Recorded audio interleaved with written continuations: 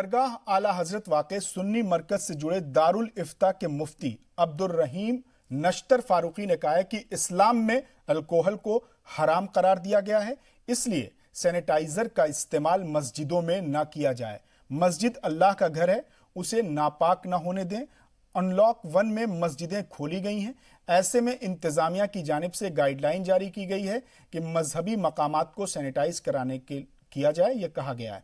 इस पर मुफ्ती अब्दुर्रहीम नश्तर फारूकी ने बयान जारी करते हुए कहा कि अल्कोहल से बने सैनिटाइजर का इस्तेमाल मुसलमानों के लिए हराम है और उससे मस्जिदों को सैनिटाइज करने का मतलब पूरी मस्जिद को नापाक करना है और नापाक जगह पर नमाज कायम नहीं हो सकती, नमाज अदा नहीं की जा सकती। उधर देवबंद के उलमा समेत मुल्क भर के दीगर उलमा कराम ने भी नश्तर फारूकी के बयान की हिमायत की है।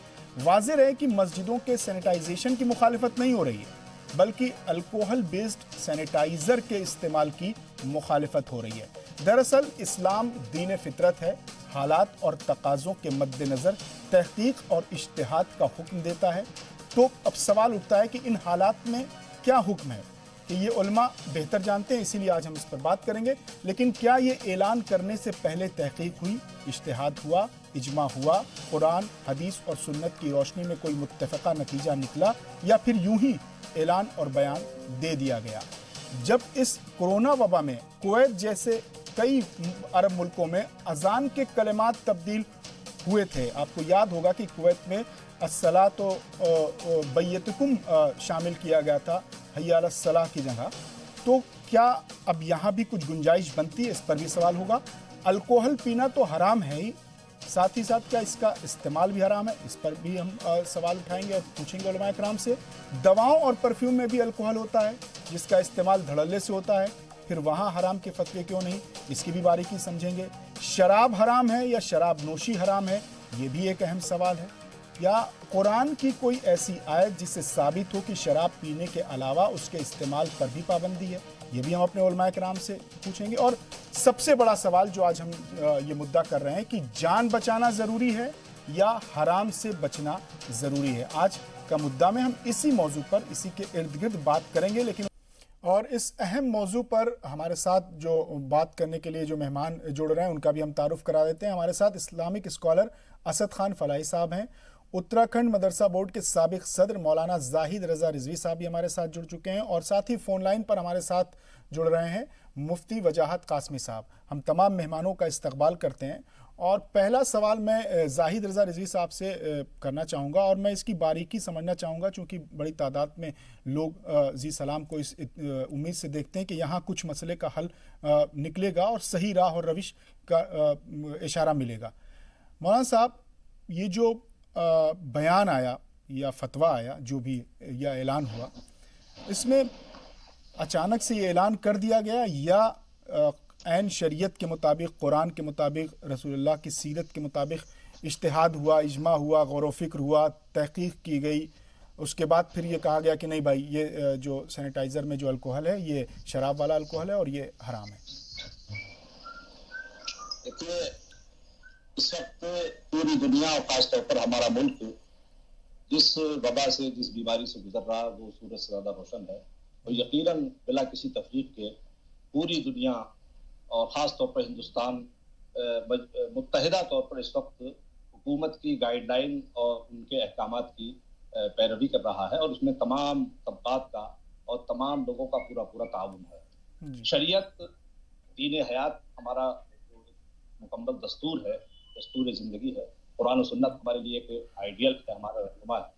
तो इसकी रोशनी में हमें सब कुछ मिल जाता है और हमारी रहनुमाई होती है। हिंदुस्तान में भी जब ये कोरोना वायरस शुरू हुआ तो जो हालात हुए, जैसे जमात का तर्क होना और जो जो हालात पैदा हुए, तो हमारे उलमाए किराम ने इस जानलेवा बीमारी के खात्मे के लिए पूरा पूरा ताउन किया, और इसी का नतीजा है कि आज पूरा हिंदुस्तान एकजुट है और मुत्तहिदा तौर पर हुकूमत के बताए हुए रास्तों पर, हुकूमत की तदाबीर पर अमल कर रहा है।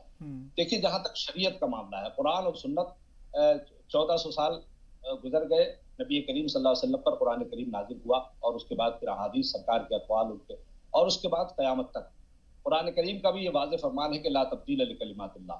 इख्तिलाफ होता है, अइम्मा में भी इख्तिलाफ रहा, آج بھی علماء کا اس موقع پر بہت سے علماء نے جواز کو نکالا ہے. میں سمجھتا ہوں کہیں افہام و تفہیم کا فرق ہو رہا ہے, بات سینیٹائز کی نہیں ہے, یہ کسی تفہیم کا فرق ہو رہا ہے. میں نے جہاں تک ابھی ہندی لغت میں دیکھا ہے اور پڑھا ہے کہ سینیٹائز کا مطلب ہے سوچ, اور سینیٹائزر سوچ کرنے والا یا سوچ کرانے والا وہ ہے. علماء کرام کی یہی رائے ہے, کیونکہ اور نشاور ساری چیزیں میں یہ کہوں کہ صرف اسلام میں حرام ہے. کوئی بھی مذہب کسی بھی نشاور چیز کی, کسی بھی ایسی شے کی اجازت نہیں دیتا. شراب ہمارے یہاں حرام ہے, دوسرے مذاہب بھی اس کی اجازت نہیں دیتے. تو ظاہر ہے کہ مسجد پاکی اور مقدس ترین جگہ ہے, پاکی کی جگہ ہے, اور اسلام میں صفائی کا یہ بھی بڑا اہم ترین درجہ ہے. اور اسلام میں خاص طور پر مساجد کی عظمت اور ان کی حرمت اور پاکی کا بڑا خیال رکھا گیا ہے. تو مساجد پاک اور اللہ کا مقدس گھر ہے, اور پاکی پر اسلام نے بڑا زور دیا ہے. مگر یہ جو اختلاف ہے اس پر کہیں میں نے جیسا کہ عرض کیا کہ افہام و تفہیم کا فرق ہو رہا ہے. بات سینیٹائز کی نہیں ہے, کیونکہ دنیا کے مختلف دانشور بھی اور WHO نے بھی کہا کہ صابن اور پانی اگر اویلیبل ہے, یا ڈیٹول اویلیبل ہے, یا اس طرح کی دوسری اشیاء جو پاکی اور صفائی میں معاون ثابت ہوں اور جن کے ذریعے ہو سکے, تو اس کا متبادل راستہ بھی اپنایا جا سکتا ہے. چونکہ جو موجودہ سینیٹائز مارکیٹ میں ہے اور جس کا استعمال ہو رہا ہے, اس میں یقینی متفقہ میں سمجھتا ہوں یہ معاملہ ہے کہ اس میں الکوہل کا شمول ہے, اور اس میں شمولیت پائی جاتی ہے. الکوہل میں نشہ اور شراب سے جو ہے وہ ہے. تو اس لیے علماء کرام نے, اور نہ صرف بریلی بلکہ مختلف علماء کرام نے یہی اپنا حکم صادر کیا ہے, اور اس پر اپنا جو حکم دیا ہے وہ یہی ہے کہ اس سے اجتناب کیا جائے. اور نہ صرف علماء کرام نے, بلکہ میں پڑھ رہا تھا کہ ابھی 2-3 دن پہلے بھوپال کے وشنو دھام مندر کے بڑے پجاریوں نے بھی اس کا وہ کیا کہ نہیں, حکومت کا کام گائیڈ لائن جاری کرنا ہے, ہم اپنے مندروں. ٹھیک ہے مولانا صاحب, تو آپ کی نظر میں جو آج اعلان ہوا ہے, جو بیان دیا گیا ہے, وہ ٹھیک ہے, مناسب ہے؟ الکوہل بیس سینیٹائزر کا استعمال مسجدوں میں نہیں ہونا چاہیے. جہاں جواز کے معاملات تھے اور جو مختلف معاملات تھے, جیسا کہ میں نے عرض کیا کہ نمازوں کا معاملہ تھا, رمضان کا معاملہ تھا, علماء کرام نے تدابیر نکالی, جواز کے راستے نکالے. لیکن یہ الکوہل پر بحث ہے, ان تمام نشیلی چیزوں پر بحث ہے.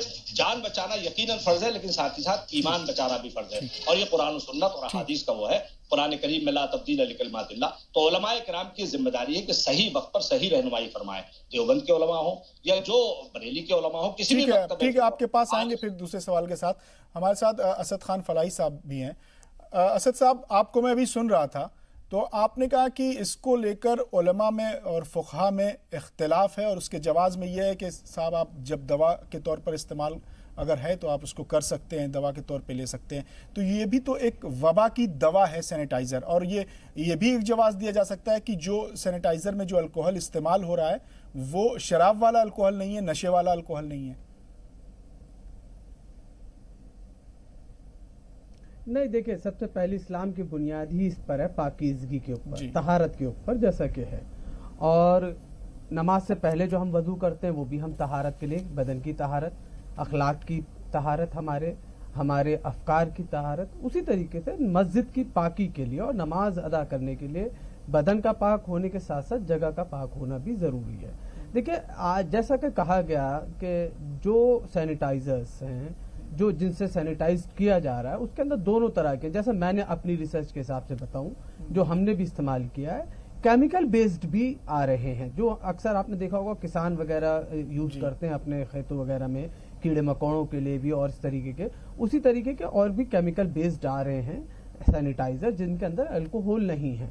تو ہم ان سینیٹائزر کا استعمال ان جگہ پر, مسجد کے اندرون حصے میں ہمیں استعمال کرنا چاہیے. باقی حصوں کے لیے جو گیٹ ہے یا باہر کے راستے کے لیے, اس میں ہم کسی بھی طریقے کا سینیٹائزر استعمال کریں, اس میں تو کسی طرح کا نہ تو وواد ہے, نہ کوئی تنازع ہے, نہ کوئی اختلاف ہے. اختلاف صرف اتنی بات کا ہے کہ جس حصے پہ نماز ادا ہونی ہے, کیا اس جگہ پر اس طرح کا سینیٹائزر استعمال کیا جا سکتا ہے جس کے اندر الکوہول موجود ہو. تو اس الکوہول سے بچنے کے لیے دوسرے سینیٹائزر موجود ہیں. ہمیں متبادل کی آلٹرنیٹیوز کی طرف چلے جانا چاہیے. اس پہ کوئی اتنا بڑا وواد یا تنازع کھڑا کرنے کی ضرورت نہیں ہے اصل میں. اور میں آپ کو بتاؤں کہ انسانی جان تمام چیزوں سے مقدس ہے. انسان کی جان کو اسلام نے سب سے زیادہ, آپ کو بتاؤں کہ شرک کے بعد اگر سب سے بڑا گناہ قرار دیا گیا تو وہ قتل ہے, اور یہ چاہے عمدن ہو یا غیر عمدن ہو. تو اس بات کا خیال رکھنا چاہیے کہ انسانی جان کو مقدس قرار دیا اسلام نے, ہر چیز سے اعلیٰ.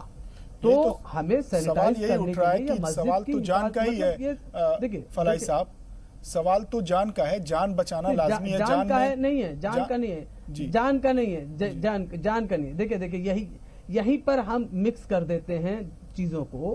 جان کا نہیں ہے، مسجد کو اس طریقے سے ڈس انفیکٹ کیا جائے. ڈس انفیکٹ کس طرح سے کیا جائے کہ وہاں نماز ادا کرنے والوں کو کسی طرح کی کوئی بیماری، تاکہ ان کی جان پر کوئی خطرہ نہ ہو، ان کی جان پہ نہ بنائے، وہ کورونا کی زد میں نہ آئے، اسی لیے تو ڈس انفیکٹ کریں گے. بالکل یہ ہے وہ، یہ بالکل وہی میں کہہ رہا ہوں کہ مسجد کو کس طریقے سے ڈس انفیکٹ کیا جائے، یہ سبجیکٹ، یہ موضوع ہے. اب موضوع اس پہ یہ ہے کہ ہمیں کیا صرف انہی سینیٹائزر کا استعمال کرنا چاہیے جو الکوہول بیسڈ ہیں، یا کیمیکل بیسڈ بھی موجود ہیں. اب ہمارے پاس آلٹرنیٹو اویلیبل ہیں، ہمیں اس پہ چلے جانا چاہیے. دوسرے سینیٹائزر ہے نا، ایسا نہیں ہے کہ اس طرح کے کیمیکلز نہیں ہیں.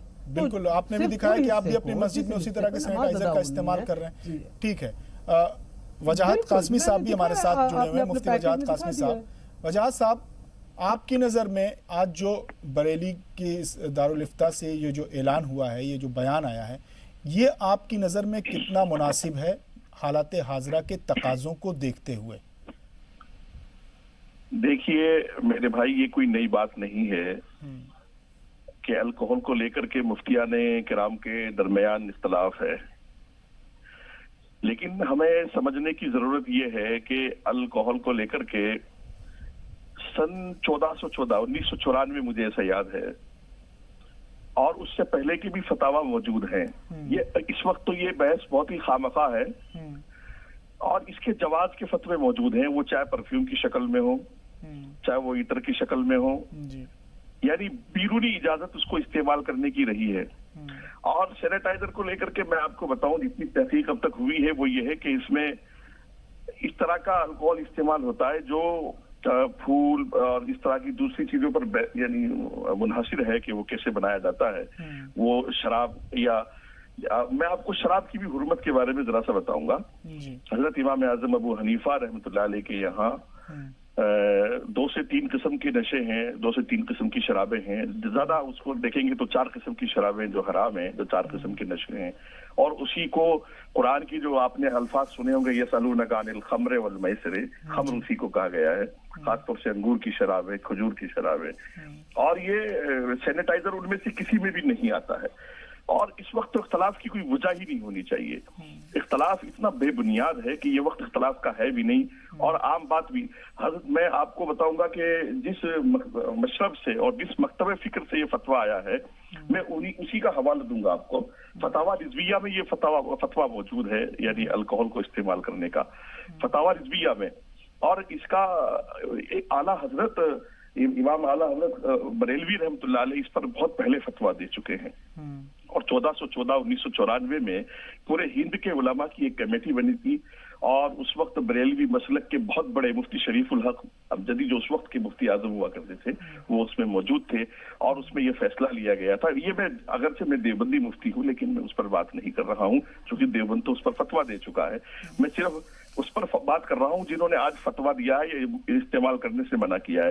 یعنی ان کے بڑے علماء آج سے 20 سال 1414 دیکھیے کب 1994 میں یہ فتویٰ دے چکے ہیں کہ الکوہل بیسڈ جو چیزیں ہیں جن میں الکوہل ہے، دوائی یا اس طرح کی بیرونی چیزیں، ان کو پرفیوم وغیرہ ان کو استعمال کیا جا سکتا ہے. اور اعلیٰ حضرت نے تو فتاویٰ رضویہ میں ایک فتویٰ نقل کیا گیا کہ اعلیٰ حضرت نے ایک ایسے کلر کو لے کر کے فتویٰ اس وقت دیا تھا کہ جو کپڑوں میں ملایا جاتا تھا، اور وہ اس پہ اسپریٹ ہوا کرتی تھی، اور اس سے پہلے وہ جائز نہیں تھا. لیکن ان مفتیوں کو یہ معلوم ہونا چاہیے، خاص طور سے میرے جو اپنے پینلسٹ بھائی بیٹھے ہوئے، میں ان کو یاد دلاؤں گا کہ شریعت میں عموم بلوہ بہت اہم چیز ہے. اس طرح یہ کیا کر رہے ہیں، پوری امت کو گناہگار بنا رہے ہیں اس طرح کی باتیں کر کے. سینیٹائزر جو ہے وہ اس وقت ہمارے لیے ایک بچاؤ کا بہت اہم راستہ ہے، اور پہلے سے استعمال کی اجازت ہے، اس لیے اس پر کوئی اختلاف نہیں کرنا چاہیے. ٹھیک ہے، اب اس بحث کو ہم جاری رکھیں گے. فی الحال وقت ہو گیا ایک مختصر سے وقفے کا. وقفے کے بعد تمام مسائل پر اور گفتگو ہوگی.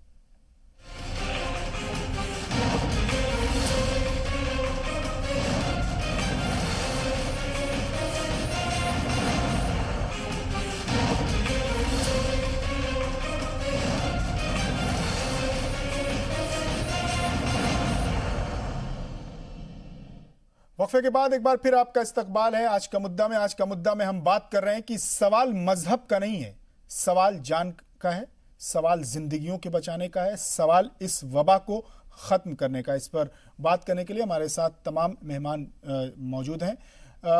زاہد رضا رضوی صاحب، ابھی آپ وجاہت قاسمی صاحب کو سن رہے تھے، وہ کہہ رہے تھے کہ صاحب یہ سب کچھ تو واضح ہے، اس میں کوئی مسئلہ ہی نہیں ہے، یہ مسئلہ جان بوجھ کر کھڑا کیا جا رہا ہے، جان بوجھ کر اختلاف پیدا کیا جا رہا ہے، جان بوجھ کر تنازع کھڑا کیا جا رہا ہے۔ یہ جو الکوحل اور شراب کا یہ مسئلہ بالکل طریقے سے بالکل مکمل طور پر واضح ہے۔ جی، میں مفتی صاحب کو سن رہا تھا ابھی۔ میں سمجھتا ہوں کہ جان بوجھ کر یا کسی بدنیتی کی بنیاد پر یا کوئی نیا مسئلہ کھڑا کرنے کی بنیاد پر علماء نے یہ اس وقت فتویٰ یا مسئلہ نہیں بتایا۔ علماء ربانیین کی ہر دور میں یہ ذمہ داری رہی ہے، اور جو محتاط علماء کرام ہیں کہ جب ان سے کسی بھی موقع پر رجوع کیا گیا اور کوئی فتویٰ یا کوئی مسئلہ پوچھا گیا تو انہوں نے اپنی ذمہ داری کو نبھایا ہے۔ مفتی صاحب نے ابھی فتاوی رضویہ کا حوالہ دیا، میں بہت ادب کے ساتھ گزارش کروں گا کہ وہ صفحہ اور جلد نمبر بھی ذرا واضح فرما دیں۔ ساتھ ہی ساتھ یہ بھی میں عرض کروں گا کہ جو الکوحل ہے یا اس طرح کی جو دلیلیں ہیں، ڈاکٹر کہیں یا کوئی حکیم کہے کہ ان کے استعمال کیے بغیر جان نہیں بچ سکتی، اس صورت میں اس شکل میں تو حرام بھی حلال ہو جاتا ہے۔ وہ ایک عام مسئلہ ہے، علماء بھی جانتے ہیں، عوام بھی جانتے ہیں کہ ایسی شکل میں تو جو چیزیں حرام ہیں وہ بھی جان بچانے کے لیے وہ ہے۔ لیکن جب وہ متبادل چیزیں ہیں، میں نے پھر وہی عرض کیا کہ مسئلہ سینیٹائزر کا نہیں ہے، وہ چیزیں جو نشاور ہیں خاص طور پر الکوحل جس پر بحث ہے، اور نہ صرف مسلمان بلکہ دوسرے مذاہب کے لوگ بھی اس کو ناپسند کر رہے ہیں، جو کہ وہ اس طرح کے اخبارات میں خبریں آ رہی ہیں۔ تو اس پر کوئی لیکن سوال یہی ہے نا کہ وہ جو سینیٹائزر میں جو الکوحل استعمال ہو رہا ہے وہ الکوحل ہے ہی نہیں، وہ شراب وہ نشے والا نہیں ہے۔ سوال یہی اٹھ رہا ہے مولانا صاحب بار بار۔ لوگ یہ کہہ رہے ہیں کہ عرب ملکوں میں تو پانی کی قلت ہے اور وہاں ہینڈ سینیٹائزر کا بہت برسوں سے استعمال ہو رہا ہے، جب یہاں پر لوگ واقف نہیں تھے۔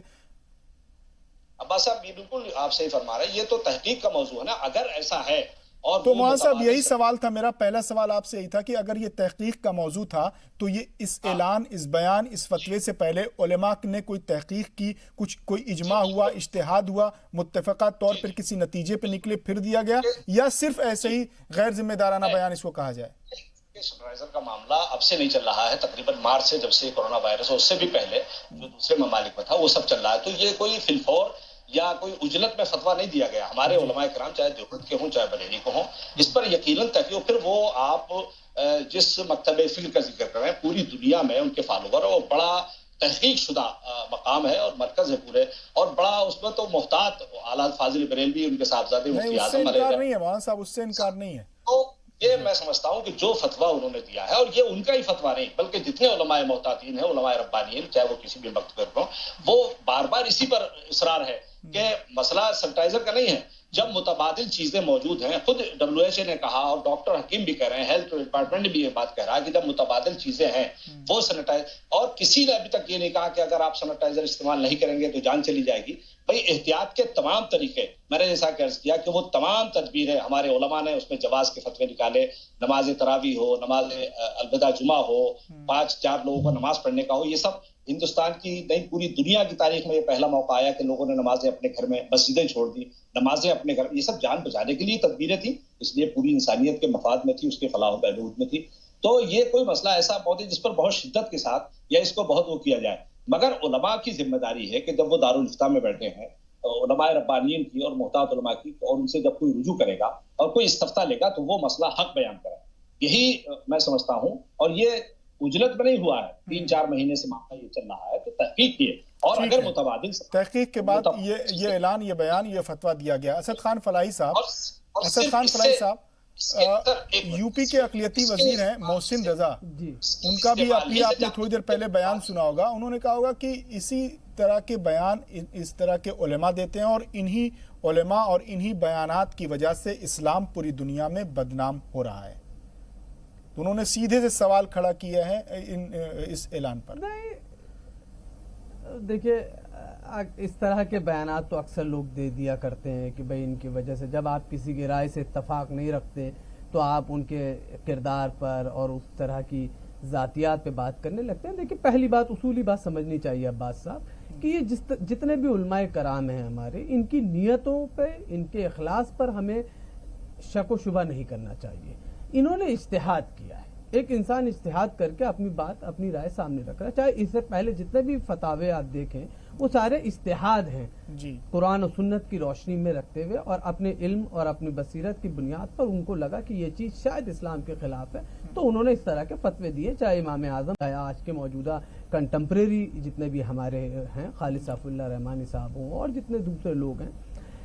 مسئلہ اس کو تو بنا دیا گیا ہے، دیکھیں سینیٹائزر پہ کوئی ایشو نہیں ہے، نہ سینیٹائزر کے استعمال پر ایشو ہے، صرف اس حصے پہ، مسجد کے اس اندرون حصے پہ کیا ہمیں اس جگہ پر اس الکوہول بیسڈ کا استعمال، سینیٹائزر کا استعمال کرنا چاہیے یا نہیں کرنا چاہیے، یہ سوال ہے۔ اور اسلام ہمیشہ اعتدال کی بات کرتا ہے، میانہ روی کی بات کرتا ہے، تنازع سے ہٹ کے بات کرتا ہے کہ آپ بیچ کا راستہ اختیار کر لیں، کہ اگر ہمارے پاس دیکھیں دونوں، اسلام نے ہمیشہ حالت اضطراری حالات میں اپنے آپ جو طیبات چیز خبائث ہیں وہ جائز ہو جاتی ہیں، اضطراری حالات پیدا ہوتے ہیں۔ اسی طریقے سے اگر کہیں پر کوئی اور موجود ہی نہیں ہے سینیٹائزر سوائے اس کے کہ وہ الکوہلک بیسڈ ہے اور نمازیوں کو نماز ادا کرنی ہے، حالات ایسے ہیں تو ان حالات میں جائز ہو جائے گا، لیکن اگر اس کے متبادل آلٹرنیٹیوز، اس کے دوسرے راستے موجود ہوں تو ہمیں دوسرا راستہ اختیار کر لینا چاہیے اور اس پہ چلے جانا چاہیے، سب سے بہتر طریقہ یہ ہوتا ہے۔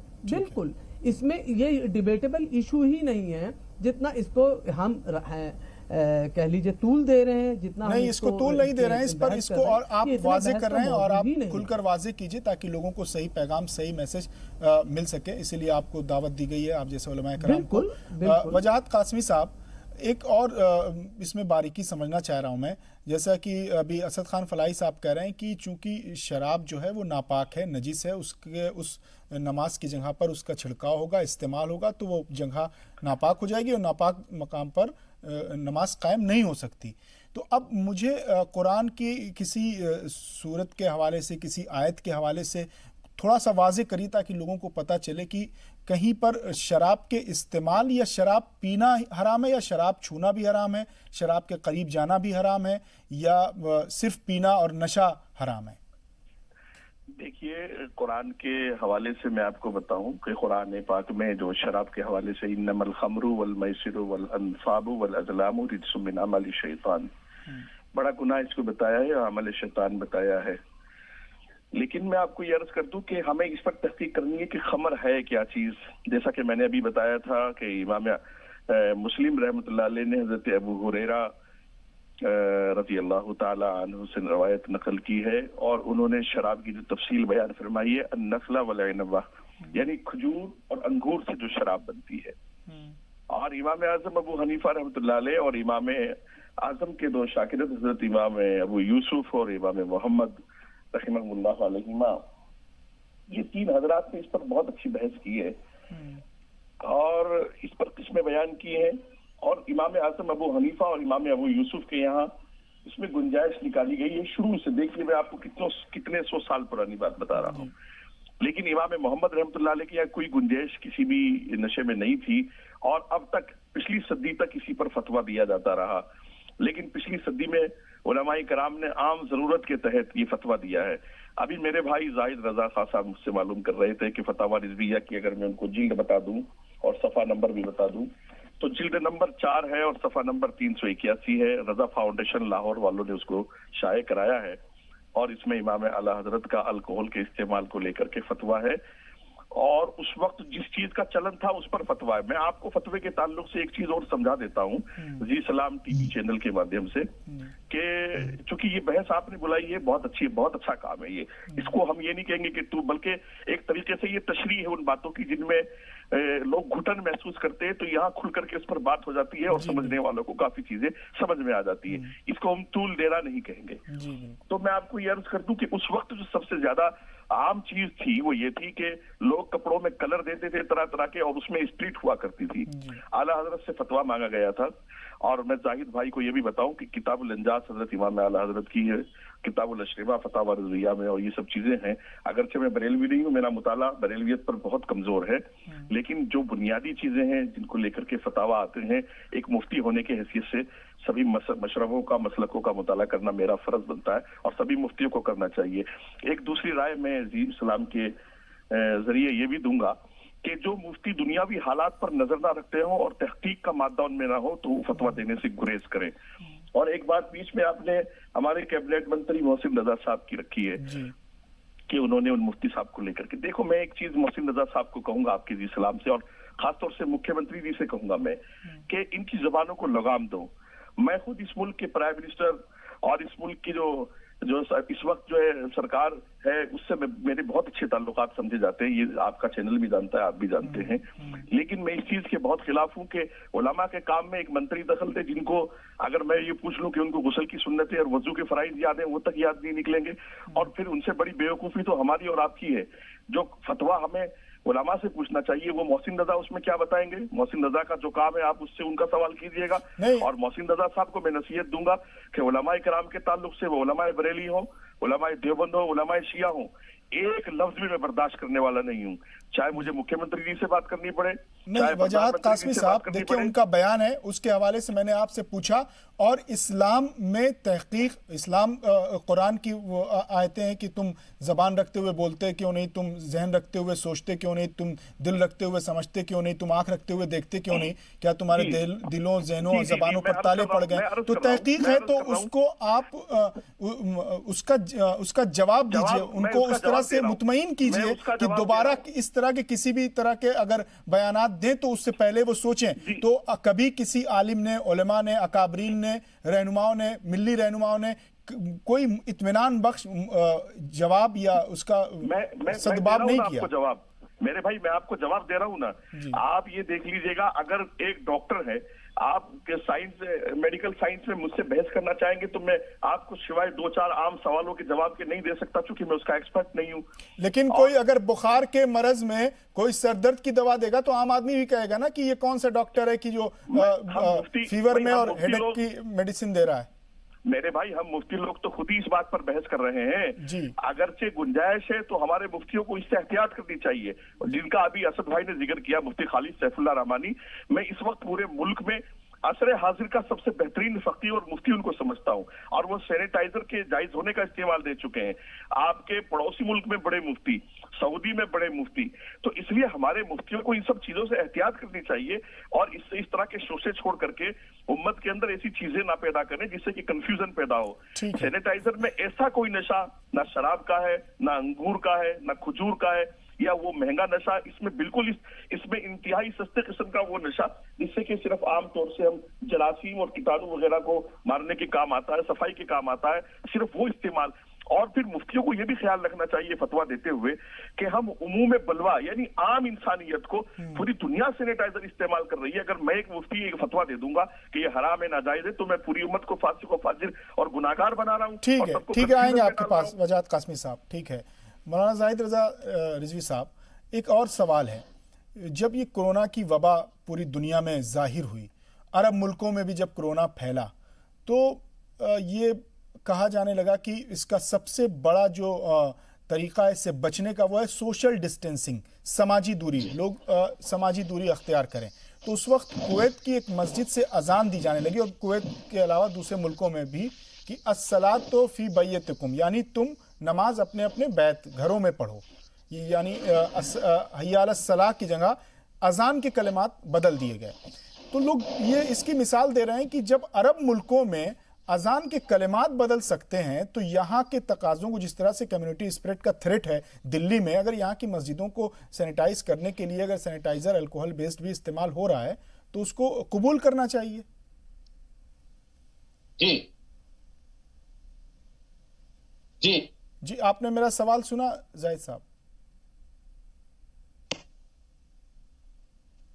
देखिए, जैसा कि हमारे दो काबिल दोस्तों ने और मुफ्ती साहब ने और हसन फलाही साहब ने भी ये बात।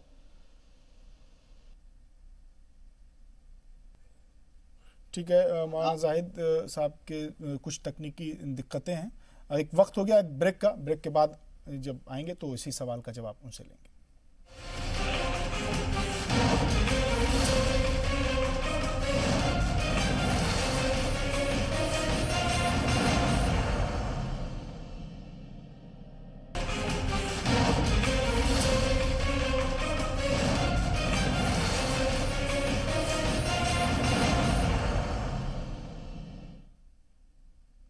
वक्फे के बाद एक बार फिर आपका इस्तकबाल है आज का मुद्दा में हम बात कर रहे हैं कि सवाल मजहब का नहीं, सवाल जान का है। तमाम मेहमान हमारे साथ जुड़े हुए हैं। बिना वक्त ज़ाय किए मैं अपने सवाल पर आऊँगा। मौलाना जाहिद रज़ा साहब, आपसे जो मैंने सवाल किया था, ये लोग कह रहे हैं कि जब कोरोना की वबा का आगाज़ हुआ और अरब मुल्कों में ये फैला और इसका जो सबसे बड़ा तरीक़ाकार था इससे बचने का, वो था सोशल डिस्टेंसिंग। लोग एक दूसरे से दूरी बरतें। ऐसे में कुवैत समेत कई मुल्कों की मस्जिदों में हय्या अलस सलात के कलमात बदल दिए गए और वहाँ अस्सलातु फी बैतिकुम शामिल कर लिया गया। अजान में मस्जिदों से अजान होती थी कि आप अपने अपने घरों में नमाज पढ़ें। तो जब अरब मुल्कों में इतनी बड़ी तब्दीली हो सकती है, अजान के कलमात बदल सकते हैं, तो अगर यहाँ पर सैनिटाइज़र को बजाय उसके दवा के तौर पर अगर उसका छिड़काव हो रहा है, तो उस पर इतना हंगामा, इतनी सियासत, इतना तनाज़ा, इतने इतराज़ात क्यों? देखिए, अरब मुल्कों में ही नहीं, जी, इस वबा से, इस बीमारी से बचने के लिए हिंदुस्तान के उलमा ने भी जो जवाज की शक्लें हो सकती थी और इंसानियत के तहफ़्फ़ुज़ के लिए, समाज की हिफाजत के लिए जो तरीक़ेकार हो सकते थे, वो तमाम तरीके हमारे हिंदुस्तान के उलमा इकराम ने भी, किसी भी मकतब फिर के उलमा हो, वो सब अपनाए हैं। नमाजें अस्सलातु फी बुयूतिकुम का बैठे हैं हमारे दो काबिल पैनलिस्ट, आओ नमाज के लिए, नमाजों की अदायगी अपने घरों में करो, वो वहाँ उन्होंने ऐलान किया और हम लोग हिंदुस्तानी अवाम ने, हिंदुस्तानी मुसलमानों ने भी उस अमल को अपनाया। ये अलग बात है कि नमाज अजान का जुमला नहीं बदला गया, लेकिन उलमा ने ये कहा कि सिर्फ 3 या 4 आदमी, 5 आदमी नमाज पढ़े और बाकी लोग अपने घरों में पढ़े। तो उलमा इकराम ने ये जवाज की शक्ल निकाली, फतवे दिए और अपनी कौम को इस पर आगाह किया और तैयार किया। तो हमारे हिंदुस्तान के उलमा इकराम ने भी अपने घरों में नमाज का हुक्म दिया और नमाजें अदा की, तरावी, पूरा रमजान। तो वो कोई ऐसा नहीं है, चूंकि कोरोना वायरस के खात्मे के लिए जो भी शरई तरीके और जो तदबीरें हो सकती थी, हिंदुस्तान के उलमा का रूल भी वो कम नहीं है और पूरी पीढ़ी मुआविनत रही। फिर वही बात अर्ज करता हूँ कि मसला उसका नहीं है सैनिटाइजर का, जब मुतबादिल रास्ते हैं और ये चीज कोई ऐसी नहीं है कि इस पर बहुत शिद्दत इख्तियार की जाए। बहुत से डिटॉल है, साबुन है और सफाई के मुख्तलिफ तरीके हैं। जैसा कि मैंने अर्ज किया था कि किसी भी डॉक्टर ने, WHO ने, या किसी ने भी ये नहीं कहा कि इसके अलावा अगर ये इस्तेमाल नहीं करोगे तो जान चली जाएगी या इससे जान को बिल्कुल खतरा है। बहुत से मुख्तलिफ, और ये तदाबीर का नतीजा है कि हिंदुस्तान जैसा मुल्क जहाँ 125-30 करोड़ की आबादी है, दुनिया के उन मुल्कों के मुकाबिल आज भी अल्लाह का शुक्र है कि हिंदुस्तान में बहुत एहतियात है और काफी हद तक कंट्रोल है। इसमें तमाम तबकों का और खासतौर पर उलमा इकराम ने अपनी कौम को, उम्मत मुस्लिमा को जो तदाबीर, जो शरीयत अहकामात बयान की, उसका पूरा अमल किया। शराब के ताल्लुक से मैं इतना करूंगा, इस्लाम की तारीख है कि शराब जमाने में हलाल थी, लेकिन जब शराब की हुर्मत का हुक्म आया तो सहाबा इकराम ने ये भी किया कि न सिर्फ शराब छोड़ी, नालियों में फेंकी, बल्कि उन बर्तनों को भी तोड़ दिया। तो शराब का कोई जवाज या उस तरह की कोई ऐसी आमिजिश वाली चीज का कोई जवाज या उसके इस्तेमाल का कोई वो नहीं है। यही वजह है कि उलमा इकराम का इसमें इख्तिलाफ हो सकता है, मगर इस पर सब मुत्तफिक हैं कि वो तमाम तरीके, वो तमाम तदबीरें अपनाई जाएंगी जिससे कोरोना वायरस का खात्मा हो, इस वबा से इंसानियत को, समाज को और माशरे को निजात मिले। मसाजिद अल्लाह का घर है, पहले से तकद्दुस और पाकीज़गी का हुक्म है। सिर्फ मामला इतना है कि अगर मुतबादिल अशिया हैं और मुतबादिल चीजें हमें मुतबादिल सैनिटाइजर और दूसरी चीजों से वो मकसद पूरा हो रहा है, तो हम पूरे तौर पर इसके खात्मे के लिए तैयार हैं और वो तमाम तदाबीरें हुकूमत की हम अपना रहे हैं और अपनाएंगे। ठीक है। असद खान फलाई साहब, जाहिद रज़ा साहब कह रहे हैं कि उसके मुतबादिल अगर हैं तो उसका इस्तेमाल किया जाए, तो लोग ये भी सवाल उठा रहे हैं कि उसका मुतबादिल तो एक ये भी है कि अभी जो हालात हैं उसको देखते हुए मस्जिदों को ही बंद रखा जाए। मस्जिदें खुलेंगी तो फिर सैनिटाइजेशन होगा उसका, तो बजाय इसके किस तरह के ऐलान दिए जाएं, इस तरह के बयान दिए जाएं, तमाम अइम्मा मसाजिद जो हैं मुल्क के, वो मुत्तफ़िक़ा तौर पर ऐलान कर दें कि अभी आप लोग अपनी अपनी मस्जिदें बंद रखें। ये भी एक मुतबादिल है। नहीं, देखिए, इसको बंद रखने से, इसको देखिए, इसको इस सवाल, मतलब जो सवाल है आपका, इसको इस तरीके से कहा जाए कि अगर किसी इंसान को लगता है कि वो घर में नमाज अदा करना चाहता है तो घर में नमाज अदा करे, और अगर किसी को लगता है कि वो मस्जिद में जाके नमाज अदा करना चाहता है तो मस्जिद में नमाज अदा कर ले। मैं आपको पहली उसूली बात बताऊं अब्बास साहब कि तमाम मकातिब फिक्र के अंदर जब जमात नमाज अदा की जाती है तो कंधों से कंधा मिला होना जरूरी है, सफे दुरुस्त कराई जाती है, बिल्कुल। लेकिन जब ये कहा गया कि सोशल डिस्टेंसिंग जरूरी है इस बीमारी से बचने के लिए, तो तमाम मकातिब फिक्र ने मुत्तफक अलह तौर पर ये कहा कि आप 2 फुट के کا فرق کر کے جماعت کر لیں. اور حرمین شریفین میں بھی نمازیں اسی طرح ادا کی گئیں اور دنیا کی تمام مساجد میں بھی نمازیں اسی طرح ادا کی گئیں. اور اب جب سے مساجد کھلی ہیں اس کے بعد سے بھی باجماعت نماز جو ادا ہو رہی ہے وہ سوشل ڈسٹینسنگ کے ساتھ ہو رہی ہے. تو دیکھیں جہاں فلیکسیبلٹی ہے، جہاں گنجائش ہے، جہاں رخصت دی گئی ہے، جہاں اسلام نے اور دین نے دی ہے، وہاں اس کا استعمال کیا جاتا ہے. اس کے اندر کسی طرح کا تنازع نہیں، کسی طرح کا کوئی ڈسپیوٹ نہیں ہے، کسی طرح کا کوئی وواد نہیں ہے. اور میں آپ کو اپنی بات دوبارہ واضح کر دوں، آپ کہہ رہے تھے کہ بھائی واضح کرنا چاہیے، واقعی تشریح کرنا چاہیے. جو آپ کے ناظرین ہیں وہ اس بات کو سمجھیں کہ اگر کسی جگہ پر کوئی اور دوسرا سینیٹائزر نہیں موجود ہے، صرف الکوہل بیس موجود ہے، تو اسی سے استعمال کر لیا جائے تاکہ دوسرے انسان کو بیماری سے بچایا جا سکے. مقصد یہ ہے کہ دوسرے انسان کو، چونکہ یہ کنٹیجیس ڈیزیز ہے، یہ ایک متعدی بیماری ہے جو ٹچ میں آنے سے ایک دوسرے کے آتی ہے، اور اس کا علاج سوشل ڈسٹینسنگ ہے، سینیٹائزر ہے، اس طرح کی چیزیں کر کے. تو ان تمام چیزوں کو استعمال کرتے کہ سینیٹائزر کا استعمال کب سے ہو رہا ہے؟ شروع سے ہو رہا ہے، کوئی اختلاف نہیں ہوا. آج چونکہ صرف مسجد کے اس حصے کو سینیٹائز کیا جانا کی بات ہو رہی ہے جہاں پہ نماز ادا ہونی ہے، تو اس کے اوپر بات ہو رہی ہے. تو بہتر طریقہ استعمال کرنا چاہیے، اور اگر نہیں ہے تو پھر اس کو استعمال کر لیں. یہ تمام علماء کرام کا اجتہاد ہوتا ہے، اجتہادی ہوتا ہے، کسی کی رائے حتمی رائے نہیں ہوتی ہے. ہمیشہ اس بات کا خیال رکھا جائے. یہی ارتقا ہے، ایوولوشن آف نالج کا پوری دنیا کے اندر. اسلام کا بھی جو ارتقا ہوا علوم کا، وہ اسی طریقے سے ہوا کہ امام مالک نے، امام مسلم نے، امام بخاری نے الگ الگ رائے دی، اور ان سب کے بعد آنے والوں نے ان کے تجربے اور مشاہدات سے اپنی باتیں رکھی. ٹھیک ہے، ٹھیک ہے. وجاہت قاسمی صاحب، تو ہمیں اعتدال کا اور اس کا راستہ، اور یہ کہنا کہ مساجد بند کر دی جائیں، یہ تو حکومت کے اوپر ہے. حکومت کو اگر لگتا ہے کہ مساجد اور یا اس طرح کے جتنے بھی فلاحی صاحب، آج جامع مسجد سے اعلان ہو گیا ہے کہ کل جمعے کی نماز نہیں ہوگی، اور ابھی آئندہ اعلان تک مسجد میں بند رہیں گی، مسجد میں نمازیں ملتوی ہوتی ہیں جماعت کی. یہ آج جامع مسجد، دلی جامع مسجد سے یہ اعلان ہوا ہے. ہاں، تو یہ ان کا انفرادی فیصلہ ہے. چونکہ اب میں اس کے پیچھے ایک ریزن بتا دوں. چونکہ جامع مسجد کی کیپیسٹی ہے 1 لاکھ لوگوں کو ایکوموڈیٹ کرنے کی. اب 1 لاکھ کے مجمع کو جمع کو مینج کرنا، سوشل ڈسٹینسنگ کو مینٹین رکھنا، سینیٹائز کر کے ہر ایک آدمی کو اندر بھیجنا، یہ ممکن نہیں ہے. اس لیے یہ بہتر فیصلہ ہے. لیکن جو مساجد کم کیپیسٹی کی ہیں، جہاں 100 200 150 لوگ آتے ہیں نماز ادا کرنے جمعے کی، وہاں ایزیلی سینیٹائز کیا جا سکتا ہے ہر ایک کے، انسان کے ہاتھ کو، فیس کو اور اس کو. تو وہاں پہ کوئی پریشانی نہیں ہے. یہ ان کا بالکل، یہ ان کا اپنا اس مسجد کو دیکھتے ہوئے، کیونکہ جامع مسجد ہے، سب سے بڑی مسجد ہے، اس وجہ سے یہ فیصلہ لیا گیا، اور بہتر فیصلہ مجھے لگتا ہے. وجاہت قاسمی صاحب، ایک سوال اور اٹھ رہا ہے. جب یہ سینیٹائزر کے استعمال کا جو سوال اٹھا، اس پر ایک سوال یہ اٹھ رہا ہے کہ مسلمانوں کی عادت ہے ہر جدید چیز کو اپنانے سے پہلے اس پر اعتراض کرتے ہیں، اس پر اختلاف پیدا کرتے ہیں، پھر اس کے بعد اپنا لیتے ہیں. اور پھر حوالہ دیا جا رہا ہے کہ جب لاؤڈ اسپیکر آیا تھا تو لاؤڈ اسپیکر کی بہت ہی مخالفت ہوئی تھی، لیکن اس کے بعد آج لاؤڈ اسپیکر ہٹانے پر تنازع پیدا ہو رہا ہے. تو اس پر بھی یہ ایک سوال اٹھ رہا ہے مسلمانوں کے ایٹیٹیوڈ پر کہ ایک شکوہ بلب قوم بن کر رہ گئے ہیں ہندوستان کے مسلمان. میں آپ کو بتاؤں کہ ہمیں سمجھنا چاہیے کہ الدین یسر، دین جو ہے وہ بہت سہل ہے اور بہت آسان ہے. ہم لوگوں نے اس کو اپنی کم علمی، جہالت اور اختلاف کی وجہ سے مشکل بنا دیا ہے.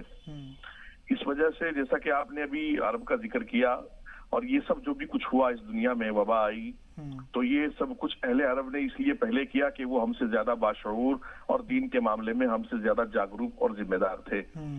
ہمیں ہر چیز میں پریشانی ہوئی، اور ہر چیز میں ہم نے چیمی گوئیاں کی، اور ہر چیز میں ذلت و رسوائی کے ساتھ بعد پھر جو ہے ہم نے فیصلے لیے.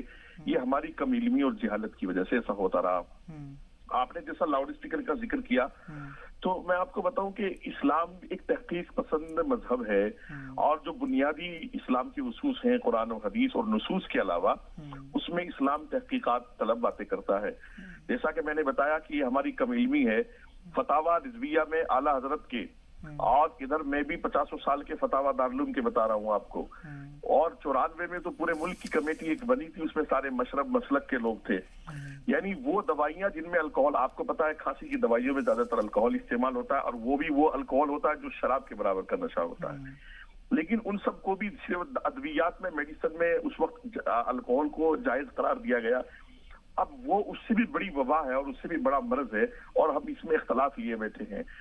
یہ بات جو ہے ہماری کم علمی کی وجہ سے آتی ہے اور مطالعہ ہمارا ہوتا نہیں ہے کسی چیز پر اور ہم اس کا حصہ بن جاتے ہیں بحث کا زبردستی اور اس چیز پر ہماری پکڑ اور نہیں ہوتی ہے اور اس پر ہم لوگ اپنے فتاوا. میں نے بتایا آپ کو کہ یہ الکوہل کا مسئلہ ایسا ہے اس پر اس وقت بولنے کی قطعاً ضرورت نہیں تھی.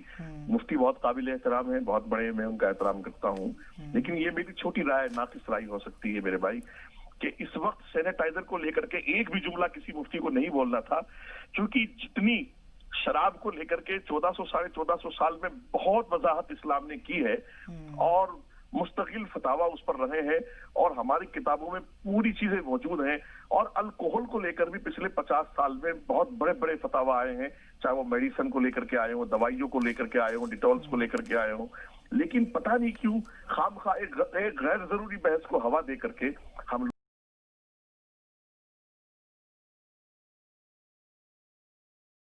جانتے نہیں ہیں, جن کو علم نہیں فتویٰ کیا چیز ہے وہ مذاق اڑاتے ہیں, ارے یہ تو مفتی ہیں, ارے ایسے فتویٰ دے دیا. ہمارے علماء کو ان سب چیزوں سے احتراز ٹھیک ہے, ہمارے پاس وقت کم ہے. وجاہت قاسمی صاحب, ایک آخری سوال آپ تینوں کے جواب میں کم الفاظ میں جانا چاہوں گا.